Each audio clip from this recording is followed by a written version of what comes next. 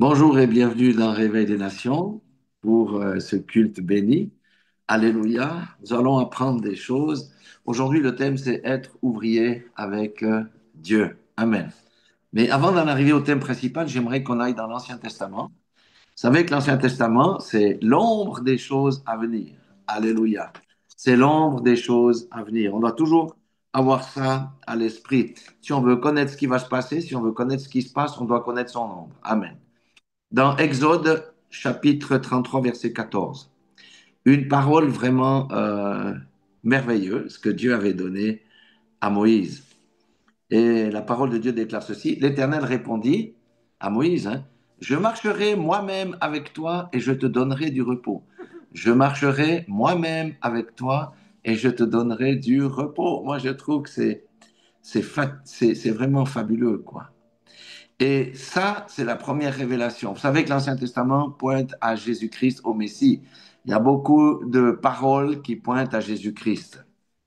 Et ici, c'est pas à propos de nous, c'est à propos de Christ. C'est Christ, Christ qui marche avec nous, parce qu'il l'a dit dans Matthieu 28, 20, deuxième partie du verset, voici, je suis avec vous tous les jours jusqu'à la fin du monde. Amen. Alors, lorsque Dieu marche avec quelqu'un, ben, son environnement change. Alléluia. Il y a quelque chose de nouveau. Lorsque Dieu est actif dans la vie de quelqu'un, son environnement change. Vous êtes beaucoup plus rayonnant, vous êtes beaucoup plus dans la joie, vous avez beaucoup plus de force. Et l'esprit de sagesse que Dieu nous donne des paroles, par exemple, d'encouragement, de consolation, pour relever ceux qui sont en bas, pour guérir les cœurs brisés. Lorsque Dieu marche, le surnaturel est toujours avec nous. Amen. Et nous allons aller de plus en plus dans cette voie-là. Nous allons expérimenter de plus en plus la présence de Dieu. Ça, c'est pour tous ceux dans le monde entier qui se consacrent à Dieu. Alléluia. Alors, il y a une chose qu'on doit comprendre aussi, parce que beaucoup n'ont jamais compris. Dieu marche avec qui? Avec qui Dieu marche-t-il? Eh bien, Dieu marche avec ceux qui sont fidèles à son alliance. Et ça, c'est quelque chose de fabuleux, d'avoir cette promesse. Dieu marche avec moi quand je suis fidèle à son alliance. Alors, nous sommes dans la nouvelle alliance pour le salut, bien sûr. Ça, c'est 100% des chrétiens, hein. Je suis en alliance avec Dieu. Mais nous sommes aussi dans l'alliance pour participer à la grande commission. Si l'Église est faible aujourd'hui, c'est parce que ce côté-là a été zappé par le monde chrétien. On est centré sur l'Église, l'Église est centrée sur les quatre murs, mais la grande commission, on a laissé ça de côté pendant quelques décades. Amen. Alors, nous sommes encore dans la nouvelle alliance pour faire quoi? La volonté de Dieu, selon ce qu'on a vu dans le Notre Père. Nous sommes ici bas pour faire la volonté de Dieu et non notre volonté. Nous sommes là pour que le règne de Dieu, le royaume soit visible au travers de nous. Amen. C'est ça, être vraiment dans l'alliance active avec Dieu, pas uniquement pour le salut. Nous sommes encore dans l'alliance avec Dieu pour le servir et servir les autres. Parce que celui qui va être le plus grand, c'est celui qui est le plus humble, qui se met au service des autres. Et Dieu nous a donné à tous des talents et des dons. Il n'y a aucune personne qui est dans l'alliance qui n'ait reçu au moins un don et au moins un talent. Ça n'existe pas. Ça ne peut pas exister dans la nouvelle alliance. Parce que dans la nouvelle alliance, nous sommes une nouvelle création. Alléluia. Et nous sommes encore dans l'alliance pour représenter Dieu et présenter Christ et son œuvre au monde. Alors, être des ambassadeurs, ça veut dire quoi? Qu'on doit être irréprochable. Parce que quand je travaillais, les gens étaient tout le temps en train de m'observer pour savoir si j'allais déroger à certains principes. Eh ben, on essayait de me tenter, etc. Mais je suis toujours resté sur mes principes. C'est comme un jeune homme ou une jeune femme s'il est dans les universités. Vous savez que les universités, c'est les pires endroits rétrogrades, antichrist qu'on puisse trouver. Parce que c'est là que tout sort des théories sur le genre et toutes ces choses-là. Eh bien, lorsqu'un jeune homme et une jeune femme sont une jeune étudiante et vraiment en alliance avec le Seigneur, les autres les regardent de, les regarde pour voir si vraiment ils ne trouvent pas quelque chose, une faille pour pouvoir les attaquer et le faire. Ma fille a vécu ça. Elle avait aussi un groupe biblique à l'université de Genève qui doit être la pire des universités avec les toilettes unisexes et toutes ces choses-là. Et bien, ils allaient placarder des affiches et les gens derrière passaient pour arracher ces affiches qu'ils avaient placées. Donc, il y avait une certaine persécution, mais quand les gens avaient des problèmes, les gens vont vers ces gens-là. Pourquoi? Parce qu'il y a quelque chose qui rayonne en eux. Dans votre travail, les gens vous observent. Les gens vous observent. Les gens vous observent. Mais quand on a Dieu, on a quelque chose qui radie en nous. On a la joie, on a la paix. Et si nous ouvrons la bouche pour quand même, parce que le Seigneur nous demande d'ouvrir la bouche pour témoigner que nous sommes vraiment des chrétiens, mais nous sommes même plus que des chrétiens, parce que chrétien, ça ne veut plus rien dire aujourd'hui. Le chrétien, c'est celui qui est dans l'alliance juste pour recevoir le salut, mais le disciple, c'est celui qui se met à disposition de Dieu pour le servir, c'est celui qui fait la volonté de Dieu. Eh bien, les gens viendront vers vous pour demander la prière. Combien de fois, moi, on m'a demandé la prière? Ah, il faut prier, on n'a pas les contrats qui rentrent. Ou bien j'ai ma maman qui est atteinte. Il faut, est-ce que tu veux prier? Et puis le reste du temps, c'est, oh, moi j'ai écrit au grand univers. Et toutes ces choses-là. Non, on s'en fiche. On est des témoins là où Dieu nous a placés. Amen. Et nous allons dans des temps, je vous dis, nous allons tous faire de l'évangélisation, directe ou indirecte, que ce soit dans la rue, que ce soit autour de nous, parce que le Seigneur nous demande de le faire. Alors, lorsqu'on est vraiment dans l'alliance, eh bien, c'est quelque chose de fabuleux. Il y a Matthieu 12, 50 que j'aimerais dire, aussi en relation avec ce que je viens de proclamer. Matthieu 12, 50 qui est une belle parole de la part du Seigneur. Il s'adresse aux hommes, aux femmes, aux papas, aux mamans. Il dit, quiconque en effet fait la volonté de mon Père qui est dans les cieux, on revient de nouveau sur notre Père. Vous voyez, c'est pour ça qu'on a prié ce matin, dans la partie avant la prédication, le Notre Père. Quiconque fait la volonté de mon Père qui est dans les cieux, c'est lui mon frère, ma sœur, ma mère. Amen. Les gens proclament qu'ils appartiennent à Dieu, mais ne font pas la volonté de Dieu. Ils sont toujours sur la volonté de la chair. Donc, ce ne sont pas nos frères, ce ne sont pas nos sœurs. Dieu a besoin de les stimuler. Ils sont encore des bébés spirituels au lait. Que tu aies 20 ans d'église ou 30 ans d'église, ça ne change rien. Nous sommes encore au lait.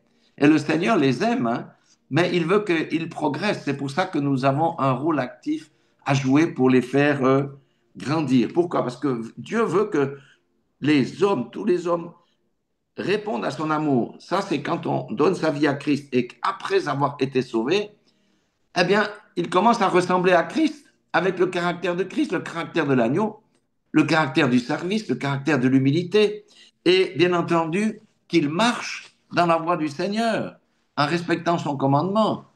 C'est Dieu à la première place, son prochain ensuite. Alléluia.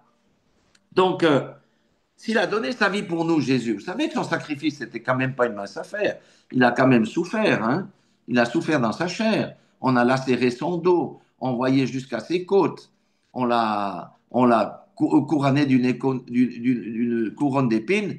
Et les buissons qu'on utilise dans le Moyen-Orient, il faut juste savoir, ce n'est pas les épinettes des roses qu'on a, hein. Les épines, c'était cette taille, hein, plusieurs centimètres. On tressait cette couronne et on l'a lui planté sur la tête, ce qui fait que son cuir chevelu a été déchiré, c'est que ça saignait là-dessus. On l'a frappé avec la flaca. La flaca, ce n'est pas un fouet ordinaire, c'est un fouet avec des lanières en cuir dans lesquelles on a attaché des bouts d'os qui sont très coupants et des morceaux de métal. Et quand on vous frappe avec la flaca, ça vous déchire toutes vos chairs. Il faut se souvenir de ces choses-là. Donc, s'il a donné sa vie pour nous accorder le salut, pour nous avoir pardonné tous nos péchés, et puis que nous puissions marcher en nouveauté de vie, il attend aujourd'hui que son règne se manifeste en nous et que sa volonté soit faite. Ça veut dire, c'est ça, donner sa vie à Jésus. Ça veut dire renoncer à soi-même. C'est tout un processus. C'est tout un processus jusqu'à ce qu'on arrive à intégrer que nous ne vivons plus pour nous-mêmes, mais pour celui qui vit à l'intérieur de nous. Alléluia. Avant, nous vivions pour nos intérêts. Beaucoup de chrétiens vivent encore uniquement pour les intérêts, avec le Dieu automate. Je te fais 2 prières, c'est comme si je mets 5 francs ici en Europe dans un automate, dans une grappe au rond à barre de chocolat. Alors, Dieu, quand on est bébé spirituel, il répond, mais à un moment donné, Il faut entrer dans nos appels, il faut entrer dans sa volonté. Maintenant, nous vivons pour ses intérêts, celui du royaume et de son expansion, surtout dans les temps de ténèbres dans lesquels nous vivons. Alléluia. Lorsqu'on intercède pour autrui, pour le corps de Christ, eh ben, Dieu lui-même s'occupe de nos propres intérêts. Et si nous sommes attaqués, il nous défend. Il est Adonai Shomrea, celui qui nous garde. Il est Maginier-nous, notre défense. Alléluia. Et si nous marchions dans le péché et selon les passions de notre jeunesse, eh bien, lorsqu'on vient à Christ, vous savez, c'est notre esprit qui est régénéré. Mais il y a des choses qu'on doit enlever, être nettoyé. Et c'est de nouveau, la sanctification, c'est quelque chose de progressif. Aujourd'hui, nous marchons dans la pureté et dans la droiture. Parce que celui qui peut aller dans la présence de Dieu, bah, c'est celui qui a les mains pures, le cœur pur et les mains innocentes. Ça veut dire pas de fraude. Et comment on est toujours pur devant Dieu? Bah, c'est lorsque on pêche, on se repent. Se repentir, c'est pas avoir du remords, c'est demander pardon et laisser la chose, abandonner cette chose-là. Des fois, ça prend du temps. Je vais reprêcher une fois sur le Lazare. Donc, il n'y a personne de parfait parce que nous sommes tous dans la marche à un moment donné. Certains sont des bébés spirituels, d'autres commencent dans la maturité, d'autres commencent à être beaucoup plus loin dans la maturité. Alléluia. Si nous vivions comme des égoïstes aujourd'hui, on doit se soucier de notre prochain. Et si nous faisions notre propre volonté, eh bien maintenant, on cherche à faire la volonté de notre Père qui est dans les cieux. Amen. Donc, ce que j'aimerais dire ici aussi, donc les bébés spirituels, il y en a plein les églises. Donc le moment est venu où le Seigneur va les stimuler pour les faire progresser, parce qu'on ne peut pas rester bébé toute notre vie. Amen. Nous devons grandir, nous devons manger la nourriture. Il a dit qu'il nous donnait notre pain quotidien, notre nourriture quotidienne. C'est la parole de Dieu. Il ne faut pas se contenter du travail, de pouvoir nous nourrir, voilà, comme ça. Mais qu'est-ce que dit la parole? Parce que la parole nous transforme. Donc, nous devons revenir dans les temps où nous prenons des temps dans le Seigneur. En tant que couple, on doit prendre des temps dans le Seigneur. En tant que, si je suis seul avec mes enfants, eh bien, je prends des temps avec le Seigneur. Parce que c'est la parole de Dieu qui nous nourrit. C'est la parole de Dieu qui nous fait grandir. C'est pourquoi nous devons tous être stimulés pour arriver à la maturité. Même Paul n'était pas encore à la maturité. Ça veut dire que c'est plutôt bien parce que ça nous laisse une marge de manœuvre. Mais ce qu'il faut, c'est pas rester bloqué. Il faut continuer à progresser. Amen. Alors, suite à ça, j'aimerais que vous parlez de la consécration, en fait. Puis là-dedans va se trouver le thème de cette prédication, de cette exhortation. Alors, la consécration, on peut dire, il y a trois volets. Le premier volet, c'est la mise à part. Être consacré, c'est être mis à part pour faire quelque chose. Hein. Consacré, c'est être mis à part. Nous sommes mis à part du monde. Nous nous mettons à part du monde. Alléluia. Ceux qui sont ici, qui marchent avec nous, ça, en tous les cas, on peut dire, c'est une chose qui est déjà beaucoup en chemin. La philosophie du monde ne nous intéresse plus. La mode du monde ne nous intéresse plus. Ces choses-là ne sont que vanité. Nous sommes à part le monde. Nous ne courons pas après le monde. Ça, c'est une chose, en tous les cas, qui nous est déjà acquise. Mais il y a des frères et des sœurs qui sont encore là-dedans et il faut qu'ils changent de rive pour passer de l'autre côté. Alléluia. Ça, c'est le premier aspect. Deuxième aspect, c'est nous sommes consacrés dans notre marche. Ça veut dire dans la sanctification, un cœur pur, des mains innocentes. C'est pour ça que la repentance est quelque chose de très important. Dans cet aspect des choses, nous haïssons le péché. Regardez lorsque nous péchons, comment on se sent après avoir péché. Le Saint-Esprit ne nous laisse pas tranquilles. C'est pour ça que nous pouvons nous repentir et repartir à zéro d'un bon pas et le Seigneur nous nettoie. Alléluia. Ça, ces deux aspects-là, ça fait plusieurs années qu'on les travaille dans notre petit groupe et ceux qui nous suivent aussi. Et nous voyons les fruits. La consécration, c'est donner son temps à Dieu aussi pour intercéder pour le corps de Christ, parce que le corps de Christ aujourd'hui ronfle. Le corps de Christ est endormi, le corps de Christ est devenu religieux et le monde est entré dans le corps de Christ. Nous devons expulser le monde de notre milieu. Alléluia. Mais aujourd'hui, le troisième volet de la consécration, c'est la consécration pour le service, pour accomplir la volonté de Dieu dans nos vies, On a vu ça dans le Notre Père. Nous avons vu ça aussi dans différents versets, notamment Matthieu 12, 50. Et ça, en tous les cas, en Europe, eh bien, on doit entrer dans cet aspect des choses là. C'est-à-dire, nous sommes consacrés pour le service, pas pour vivre une vie tranquille et attendre l'enlèvement et qu'on va aller au paradis. Parce que, comme je le dis, euh, le millénium, j'ai dit que l'Ancien Testament, c'est l'ombre des choses à venir. Il faut bien comprendre ça. Hein. L'Ancien Testament est l'ombre des choses à venir. Les Hébreux avaient la promesse de Canaan, n'est-ce pas? Nous avons la promesse du millénium. Et après, c'est la vie éternelle. Et vous savez qu'on ne vivra pas au paradis, on vivra sur la terre, un nouveau cieux, une nouvelle terre. Ça, il faut sauter toutes ces fausses doctrines on a crues. Donc, notre espérance, c'est le millénium. Donc, vous pensez que les gens vont entrer dans le millénium sans passer par des tribulations, des combats, des épreuves, le désert. Avant d'être entrés dans le Canaan et de prendre possession du Canaan, seuls ceux qui avaient la foi et qui marchaient avec Dieu sont rentrés. Tous les autres sont morts dans le désert. Et les chrétiens d'Europe, ici, nous sommes paresseux, nous ne voulons rien faire pour Dieu, nous négligeons la méditation, nous négligeons la prière, et vous pensez qu'on va entrer dans le millénium, dans cet état-là, bardé de péché. Mais il faut sortir des illusions. Il faut comprendre l'Ancien Testament pour savoir ce qui arrive devant. Alléluia. Donc, Dieu, Dieu nous juge tous, on est d'accord, en fonction aussi de la connaissance qu'on a. Plus on a de la connaissance, plus on est sévèrement jugé. Ceux qui viennent de croire en Christ ne seront pas jugés à la même valeur que ceux qui connaissent Dieu et qui marchent avec Dieu. Ça, c'est aussi, Dieu est un Dieu juste. Mais je dis simplement que nous irons dans le millénium, c'est vrai, mais il ne faut pas penser que ça va se faire comme ça d'un coup de cuillère à peau, ce n'est pas possible. Nous allons être épurés, chacun de nous va être épuré correctement et bien, mais nous avons l'assurance de, même si nous passons par le feu, comme Shadrach, Meshach et Abednego, Dieu sera avec nous et nous allons ressortir de nos épreuves complètement purifiés dans un état absolument extraordinaire. Alléluia. Et si Dieu tarde, eh bien, nous avons la vie éternelle et nous attendrons la résurrection de nos corps, ce corps glorieux, nous irons dans l'enlèvement qui arrivera à un moment donné avec Christ et nos frères et nos sœurs. Alléluia. Donc le deuxième verset que j'aimerais lire, c'est Psaume 108, 13. Et comme j'ai dit, vous voyez, les psaumes, c'est où? Après, ça ne sera que des versets du Nouveau Testament. Les psaumes, c'est où? C'est dans l'Ancien Testament. Et l'Ancien Testament pointe très souvent à Jésus-Christ. Et l'Ancien Testament est l'ombre des choses à venir, ça veut dire des choses dans lesquelles nous allons entrer et nous entrons déjà. Alléluia.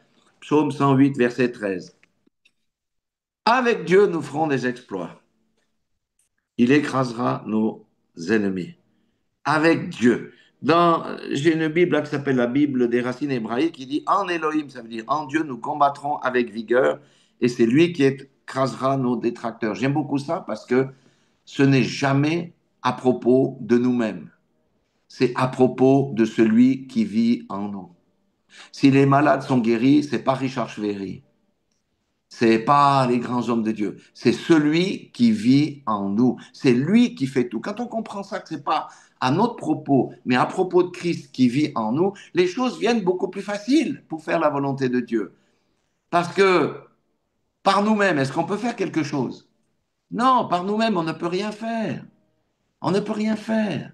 C'est l'Esprit de Dieu, l'Esprit de Jésus, le Saint-Esprit qui est en nous, qui accomplit les choses. Nous sommes juste des canaux, nous sommes des vecteurs pour permettre à Christ de faire ses exploits. Avec Dieu, nous ferons des exploits. Dieu est en nous, mais il a besoin de nos bouches, il a besoin de nos yeux, il a besoin de nos mains, il a besoin de nos oreilles, il a besoin de nos pieds et il a besoin de nos cœurs. C'est pour ça que ma prière depuis le début d'année, c'est Seigneur, que tes yeux soient mes yeux, que ta bouche soit ma bouche, que tes mains soient mes mains, que tes pieds soient mes pieds, que ton cœur soit mon cœur, que j'aie la compassion pour les perdus, que j'aie l'amour pour ceux qui sont éloignés de toi, que j'aie l'amour pour les rétrogrades. Quand on a prié sous la conduite de l'Esprit pour les rétrogrades, il y a beaucoup de rétrogrades qui sont revenus à Dieu. C'est ça l'attitude juste, parce que combien de fois nous sommes sous le jugement.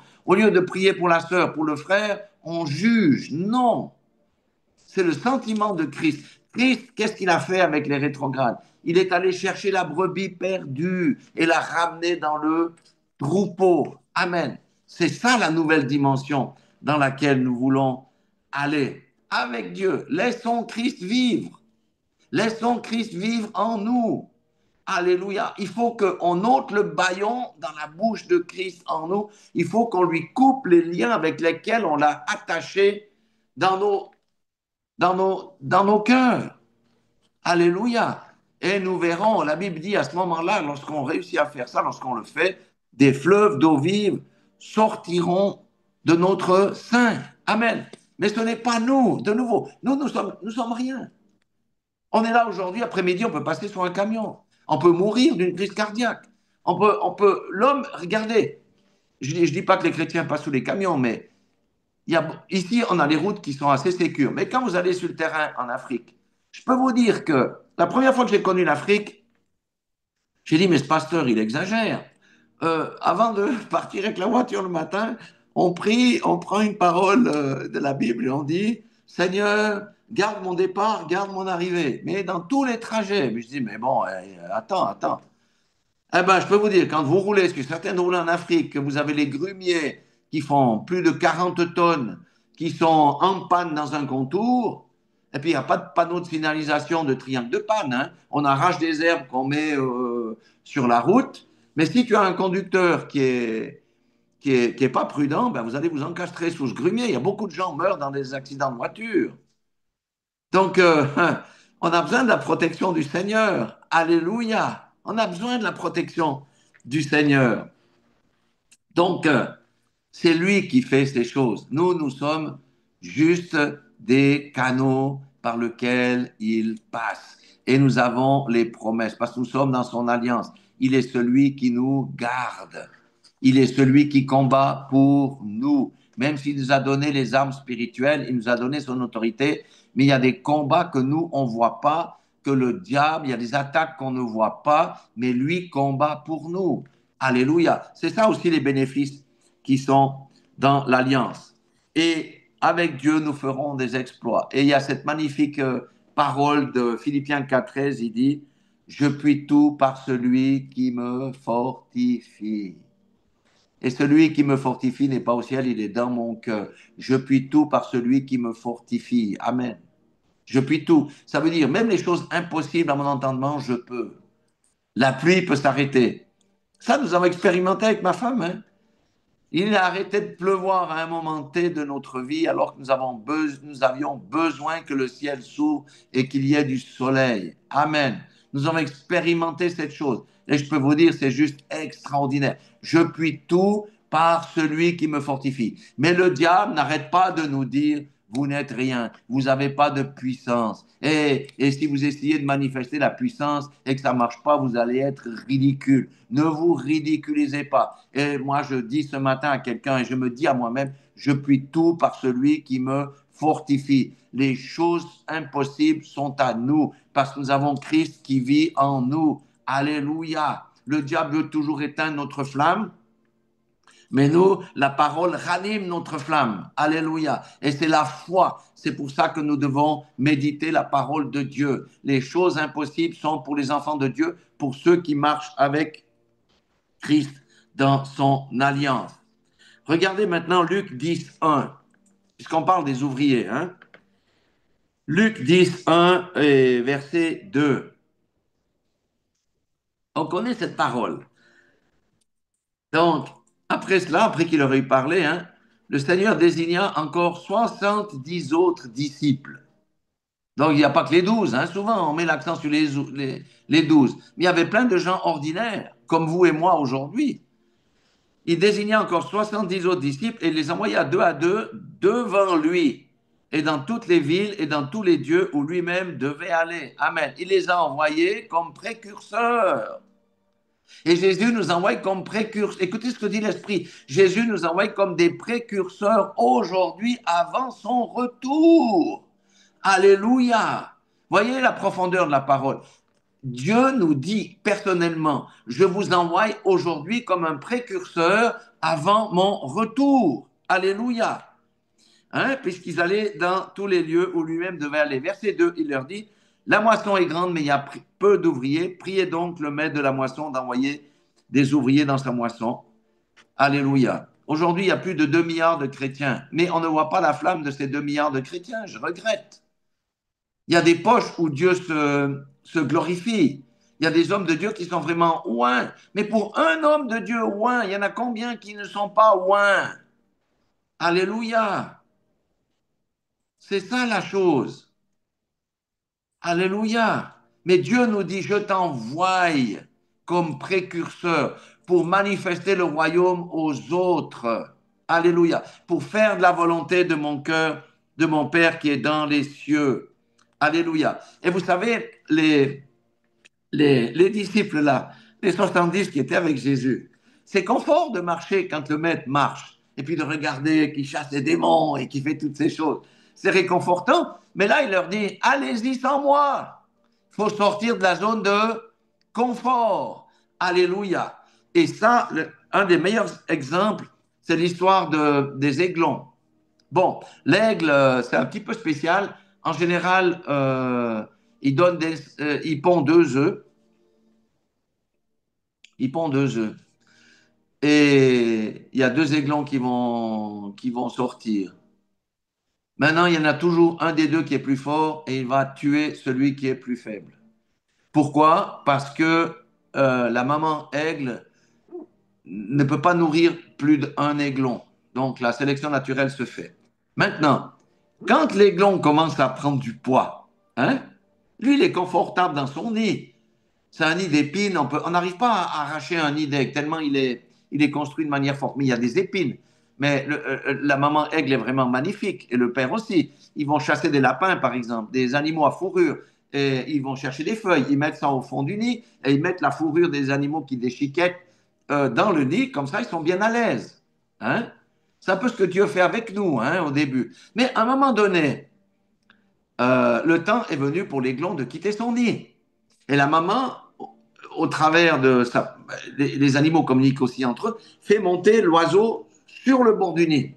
Et vous savez, les nids ne sont pas comme les nids des autruches. Les autruches, c'est l'animal insensé. Le nid, il est à même le sol. Donc, et elle-même, quand elle court, elle écrase ses propres œufs. Donc, les nids, là, sont sur les hauteurs. Et le bébé aiglon, là, qui n'a jamais volé, il est là, il regarde, il voit qu'il y a un énorme vide. Il sait qu'il a des ailes, mais il n'a jamais utilisé ses ailes. Et la maman, elle est en dessous. Et la maman siffle, l'aigle, il siffle. Et il lui dit, vas-y, saute. Moi, je suis dessous pour te rattraper, si vraiment. Et puis même, euh, elle rattrape s'il tombe. Et l'aiglon peut s'attraper avec ses griffes sur ses ailes. Et la maman le ramène au lit, au nid. Maintenant, à un moment donné, l'aiglon doit se lancer. Et quand il se lance, il tombe d'abord, puis après il bat les ailes et il dit, ah tiens, j'arrive à voler, j'arrive à voler. Mais c'est ce que Dieu veut pour tous ses disciples. Et c'est vous et moi, on est comme l'aiglon aujourd'hui, comme beaucoup de frères et sœurs, nous sommes comme l'aiglon au bord du nid. On doit sortir de nos zones de confort pour pouvoir apprendre à voler. Et ça veut dire, c'est notre rôle. Ça veut dire que c'est le saut de la foi. C'est le saut de la foi. Alléluia. Et eux, ils sont partis 2 à 2. Heureusement qu'ils étaient deux, parce que quand l'un disait, tu crois que ça va marcher, l'autre dit, oui, oui, ça va marcher. Si le patron nous a envoyés, c'est qu'il nous a équipés. Et quand ils sont revenus, ils étaient tous joyeux. Ils disaient, Seigneur, même les démons nous sont soumis. Même les démons nous sont soumis. Parce qu'ils ont expérimenté la puissance de Dieu. N'oubliez pas que Jésus nous a donné son autorité et sa puissance. Il nous l'a délégué. Amen.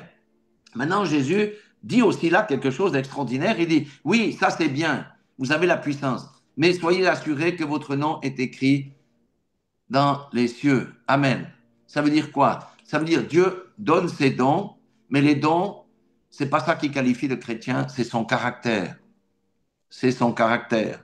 C'est la marche conforme à l'écriture. Beaucoup seront surpris. N'avons-nous pas guéri en ton nom? Le Seigneur dit, je ne vous connais pas. Donc, le caractère. C'est pour ça que quand on lit la parole de Dieu, quand on s'exorce entre frères et sœurs, quand on prie, ça forge notre caractère parce que Dieu nous a créés à son image et nous allons de plus en plus dans la ressemblance à Christ.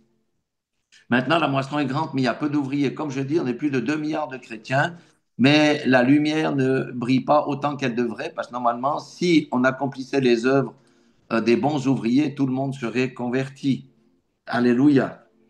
Donc, nous sommes les ouvriers dans sa moisson. Et je veux vous dire encore, nous sommes les ouvriers de la dernière heure, de la 11e heure. Nous sommes les ouvriers de la 11e heure. Alléluia. Les ouvriers de la 11e heure. Ça veut dire de l'avant-dernière heure. Alléluia. C'est pourquoi il est tellement important que nous rentrions dans nos appels et que nous manifestions le royaume autour de nous. Alléluia. Alors, j'aimerais dire quelque chose aussi dans Marc 16, 20. C'est juste pour que notre foi augmente, vous voyez, ce matin. Si j'ai médité là-dessus, c'est pour que le Seigneur veut développer ma foi. Le Seigneur veut développer ma foi parce que, vous savez, la bataille vient dans les pensées. L'ennemi veut toujours diminuer notre foi, nous éteindre. Que dit Marc 16, 20? Il dit, et ils s'en allèrent prêcher partout. Et le Seigneur travaillait avec eux. On a vu au départ, avec Dieu, nous ferons des exploits. Jésus est avec nous jusqu'à la fin du monde. Ça, c'est dans Matthieu 28, 20, dernière partie. Alléluia. Et ici, il dit, le Seigneur travaillait avec eux et confirmait la parole par les miracles qui l'accompagnaient. Nous devons voir des miracles. Dans tous les témoignages qu'on a eus, c'est déjà des miracles en soi. Ça, les miracles, c'est pas fait pour qu'on admire la personne, c'est fait pour glorifier Dieu et pour que notre foi grandisse. Alléluia. Mais d'une fois que le miracle a été fait, il faut la parole, où la parole vient avant et le miracle se fait après. Parce qu'il faut monter la foi du malade, si on prie pour les malades. D'accord? Il faut travailler sa foi jusqu'à ce qu'il intègre que oui, c'est possible. Parce que les médecins disent non, c'est pas possible, tu vas mourir. Non, la maladie que tu as est incurable. Ouh là là, c'est grave, c'est grave, c'est grave. Les médecins aujourd'hui nous font peur aux gens. Et la peur vient et l'incrédulité se manifeste. Alors on doit monter la foi dans ceux qui nous entourent, la foi de ceux pour lesquels nous allons prier. Alléluia. Et la main de l'Éternel va se manifester. Alléluia. Paul s'adressait aux Corinthiens. Alors Corinthe, vous savez, c'est une église un peu spéciale. D'abord, c'était une ville très polluée, il faut comprendre ça, hein. C'était une ville où la débauche régnait en maître. Mais il y avait une église de Corinthe. Tout n'était pas parfait là-dedans, mais ils avaient accepté le Seigneur. Donc, pour vous dire que si vous regardez l'église de Corinthe, il y avait des choses vraiment incroyables qui se passaient au sein de cette église, des choses très sales. L'église était dans un sale état. Mais Paul ne s'est pas arrêté à ça. Il les a exhortés. Et dans 1 Corinthiens 3,9, il dit des Corinthiens, car nous sommes ouvriers avec Dieu. Alléluia. Il répète, nous sommes des ouvriers avec Dieu. Et il dit aux Corinthiens, vous êtes le champ de Dieu, l'édifice de Dieu. C'est pour ça que nous venons chez vous, pour vous exhorter à sortir de la débauche.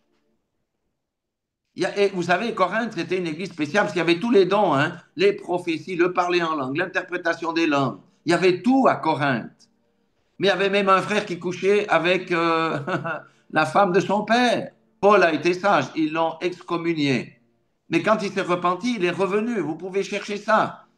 Il a pardonné. Vous vous rendez compte? Est-ce que nous, on pardonnerait à un frère qui couche avec la femme, avec son corps? Non, on dirait, mais ce que tu as fait, c'est l'inceste, c'est dégueulasse. Tu mérites l'enfer. Non. Jésus dirait quoi? Il dit, mais repens-toi. Repens-toi. Mon sang est suffisant pour te pardonner ce péché que tu estimes impardonnable. Repens-toi. C'est ça manifester l'amour envers les frères et les sœurs. C'est pas la condamnation. La condamnation appartient à Jésus-Christ lorsqu'il viendra pour juger les gens. Et la personne est revenue dans l'église. Ça a été une transformation. C'est le plus grand miracle. Le plus grand miracle, c'est pas marcher sur l'eau, c'est pas transformer un bout de bois en morceau d'or, c'est pas faire tomber l'argent du ciel. Non, le plus grand miracle, c'est qu'un incestueux se repente et revienne à l'église et marche dans la correction, dans la droiture, avec un cœur pur, parce que Jésus lui a pardonné. Alléluia. C'est pourquoi n'écoutez pas le diable sur votre vie passée ou sur les péchés que vous avez commis. Parce que le diable vient dire, mais ce que tu as fait là, personne ne peut te le pardonner. Que même Dieu te tient rigueur. Mais si tu t'es repenti sincèrement, si tu as laissé de côté ton péché, si tu l'as abandonné, tu es pardonné. C'est ça la bonne nouvelle.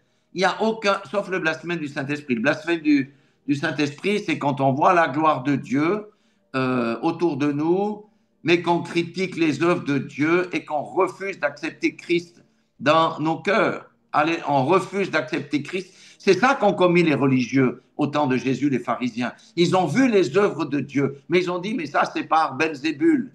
Et ils ont refusé de se convertir. Ils ont refusé de se convertir. Alléluia. C'est quand on refuse de voir les œuvres de Dieu. Si tu refuses de te convertir, si tu refuses d'accepter que Jésus est Dieu, ben tu blasphèmes contre le Saint-Esprit avec ta bouche. Il faut faire très attention à ça.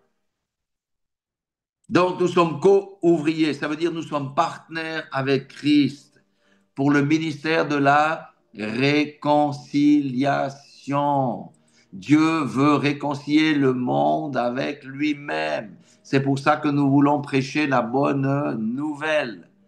Parce que tant que les gens n'ont pas accepté Christ et qu'ils marchent selon le canon de la parole, ils sont des ennemis de Dieu, même si tu es gentil. Il y a plein de païens qui ont des grandes bénédictions de Dieu parce qu'ils appliquent l'évangile, ils appliquent les lois divines, mais toutefois, sans avoir accepté Christ, ils n'ont pas le salut, mais ils ont les bénédictions parce qu'ils s'occupent des pauvres, parce que si, parce que ça, parce qu'ils gardent leur bouche, parce qu'ils ne sont pas médisants. En fait, ils appliquent la parole de Dieu. Pourquoi? Parce que Dieu nous a donné une conscience. Mais sauf qu'il leur manque le pas final, c'est d'accepter le salut qui vient par Jésus-Christ parce que ce n'est pas par les œuvres. Luc 10, 19, ça c'est une parole pour nous. Je veux que ça rentre dans nos esprits. Luc 10, 19. Voici, je vous ai donné le pouvoir de marcher sur les serpents et les scorpions et sur toute la puissance de l'ennemi, rien ne pourra nous nuire.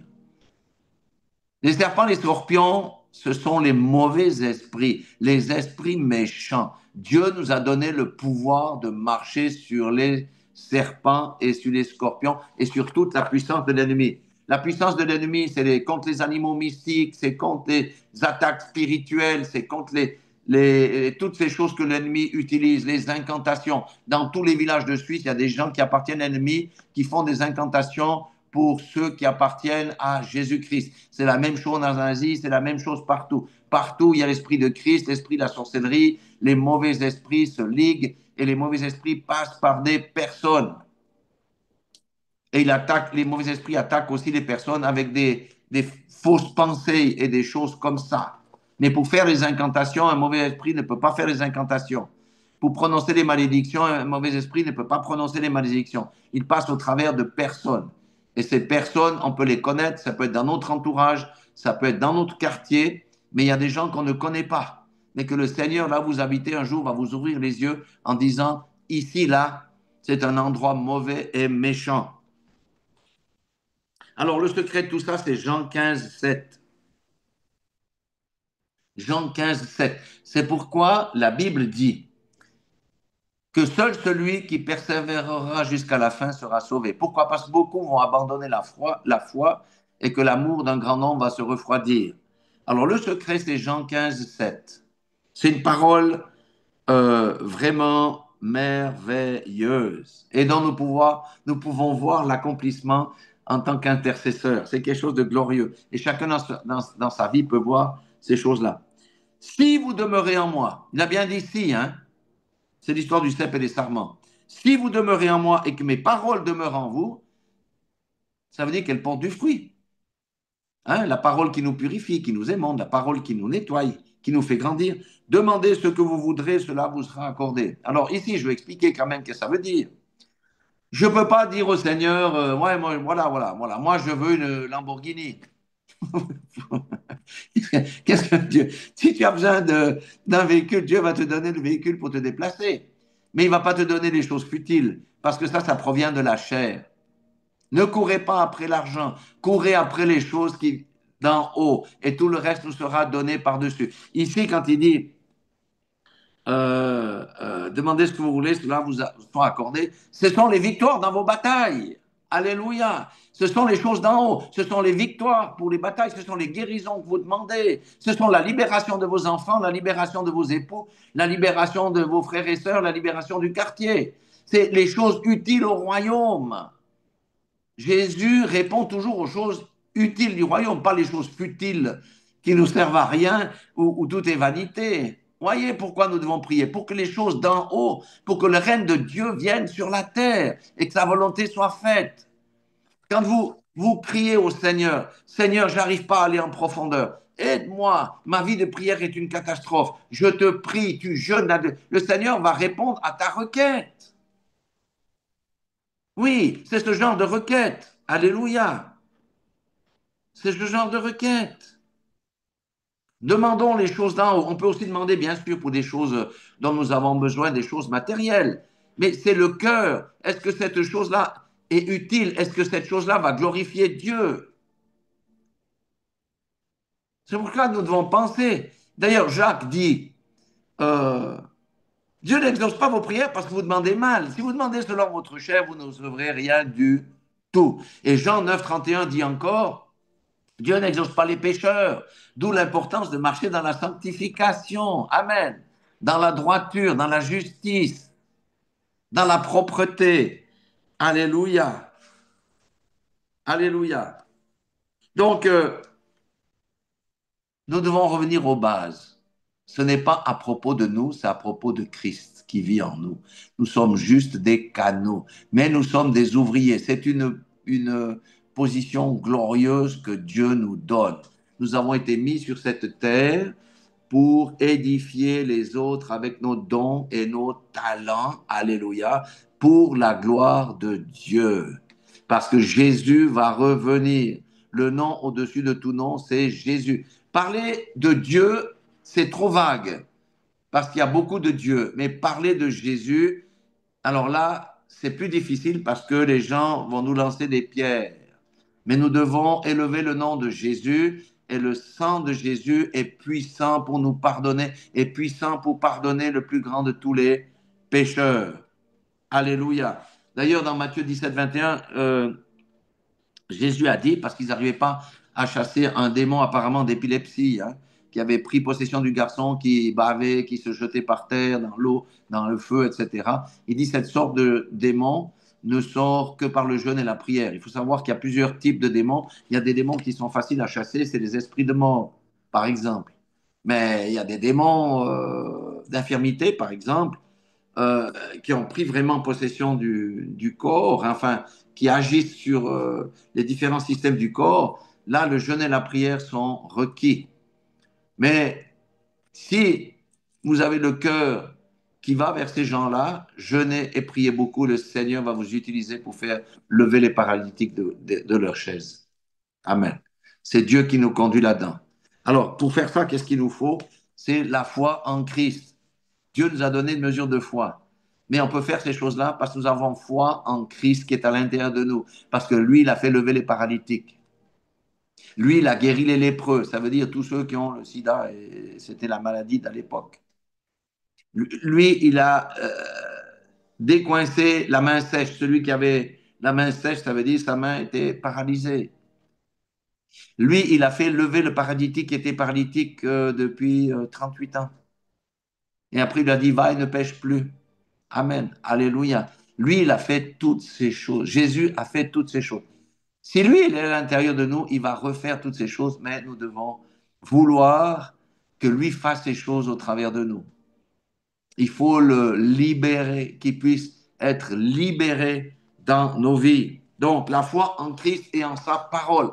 On doit croire la parole, ce que Dieu, la parole de Dieu dit. Je puis tout par celui qui me fortifie. Rien n'est impossible à Dieu. Ce que nous voyons vient de la chair, des cinq sens. On doit dépasser ce petit stade-là. Rien n'est impossible à Dieu. Et c'est l'obéissance aussi à la voix de qui? À la voix du Saint-Esprit. Alléluia. À la voix du Saint-Esprit. Et bien sûr, marcher dans la consécration, la droiture et la justice. Pas de porte ouverte pour nous. Prier et jeûner si nous voulons être des puissants ouvriers, des ouvriers fructueux dans la moisson. En tous les cas, notre Dieu est grand, notre Dieu est grand, et nous sommes dans des combats spirituels pour faire quoi? Pour délivrer ceux qui sont captifs de l'ennemi. Et j'aimerais vous lire, pour terminer, citer deux versets, vous pouvez prendre les notes, Ésaïe 49, 24 et Luc 11, 21. Ésaïe 49, 24 dit, le butin du puissant lui sera-t-il enlevé? Et la capture faite sur le juste échappera-t-elle? Oui, dit l'Éternel, la capture du puissant lui sera enlevée, le butin du tyran lui échappera. Je combattrai tes ennemis, je sauverai tes fils, etc. Donc là, il est question du tyran, du puissant, c'est le diable qui maintenait captifs tous les gens de l'Ancien Testament, il les maintenait captifs dans des prisons spirituelles. Mais Jésus, lorsqu'il est venu, il a lié le diable. Aujourd'hui, le diable est lié. Le diable est lié. Les prisons sont ouvertes. La seule chose que nous avons à faire, c'est entrer dans la prison pour briser les chaînes de ceux qui sont liés. Amen. Mais les portes sont ouvertes. Dans l'Ancien Testament, on ne voit pas d'exorcisme. On ne voit pas que les démons ont été chassés. Quand Jésus est venu, il a trouvé les gens avec leurs démons. Bien sûr que les prophètes faisaient des choses incroyables. Il y a eu des résurrections, il y a eu quelques résurrections, mais les gens étaient toujours captifs dans les geôles de Satan. Il a fallu que celui qui est mort et ressuscité prenne les clés du séjour des morts pour que les portes du séjour des morts soient ouvertes et que nous puissions aller maintenant pour délivrer les captifs. Amen. Et Luc 11, 21 dit la même chose. Lorsqu'un homme fort et bien armé garde sa maison, c'était le cas de Satan, ce qu'il possède est en sûreté. À l'époque, Satan se riait. Il disait, mais moi, je vous ai toujours captif. Mais si un plus fort que lui survient, le dompte, Jésus est mort et ressuscité, il l'a dompté, il lui enlève toutes les armes dans lesquelles il se confiait. C'est pour ça que Dieu nous dit, je vous donne le pouvoir de marcher sur les serpents et sur les scorpions et sur toute la puissance de l'ennemi, et rien ne pourra vous nuire. Ça, c'est pour nous, aujourd'hui. On doit assimiler ça. Il faut que ça descende de l'intellect dans le cœur. Alléluia. Et il distribue ses dépouilles. Alléluia. Jésus a vaincu le diable, il a lié l'homme fort. Donc les portes des prisons sont ouvertes, mais nous avons juste à aller pour délivrer, briser les chaînes de ceux qui sont captifs. C'est notre travail de chacun. D'accord? Nous sommes le corps et notre mission est de faire sa volonté de délivrer les captifs. Et nous travaillons pour les intérêts du royaume. C'est ça que Dieu, à laquelle Dieu nous appelle. Et ma prière aussi, c'est que moi, je sois le cheval et que Christ soit le cavalier. Parce que si je suis la monture, c'est lui qui me guide à droite, à gauche, etc. C'est lui qui accélère ma cadence, c'est lui qui réduit ma cadence, c'est lui qui me fait reposer, c'est lui qui m'amène dans les verts pâturages, c'est lui qui prend soin de moi. La seule chose que j'ai à faire, c'est me laisser guider, aller là où il veut pour faire ce que j'ai à faire. Alléluia. Notre Dieu est vraiment grand et il nous encourage à être fermes et inébranlables en travaillant de mieux en mieux dans l'œuvre du Seigneur. Ça, c'est 1 Corinthiens 15, 58. Et il dit, sachant que votre travail ne sera pas vain dans le Seigneur. Alléluia. Nous aurons des récompenses déjà dans cette vie, mais notre récompense ultime, c'est la vie éternelle. Alléluia. On est dans les temps où on doit jouer notre rôle. Christ est venu, il a joué son rôle. Maintenant, la balle est dans notre camp.